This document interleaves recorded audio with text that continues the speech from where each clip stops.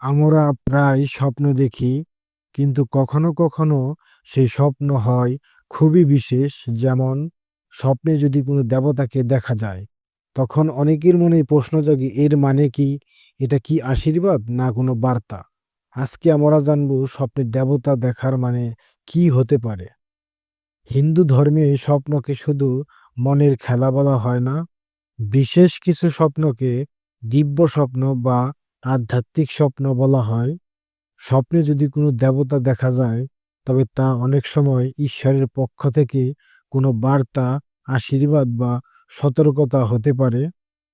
এটা হতে পারে আপনার আধ্যাত্মিক জীবনের অগ্রগতি, বা হয়তো আপনি এমন কিছু ভালো কর্ম করেছেন যার ফলে ঈশ্বর আপনাকে দেখা দিয়েছেন।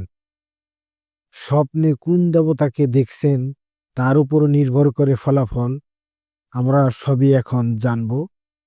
স্বপ্নে শিব দেখা মানে হতে পারে আপনি আত্মশুদ্ধির পথে আছেন, কোনো পুরনো সমস্যা থেকে মুক্তি পেতে চলেছেন। স্বপ্নে বিষ্ণু দেখা, এটা শান্তি, শৃঙ্খলা ও ঈশ্বরের কৃপা লাভের ইঙ্গিত। আপনার জীবনে স্থায়িত্ব আসতে চলেছে। স্বপ্নে মা দুর্গা বা কালী দেখা, শক্তির প্রতীক।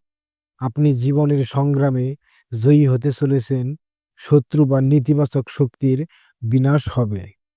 স্বপ্নে গণেশ দেখা অত্যন্ত শুভ লক্ষণ, সব বাধা কেটে যাবে, নতুন কাজ শুরু করার জন্য এটা একটা ভালো সময়। স্বপ্নে সরস্বতী দেখা বিদ্যার দেবী, পড়াশোনা, জ্ঞান চর্চা বা সৃষ্টিশীল কাজে উন্নতির সম্ভাবনা। অতএব স্বপ্নে দেবতা দেখা সবসময়ই শুভ ও আধ্যাত্মিক ইঙ্গিত বহন করে।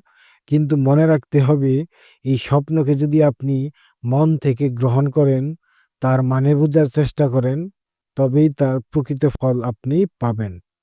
আপনি কি কখনো স্বপ্নে কোনো দেবতাকে দেখেছেন?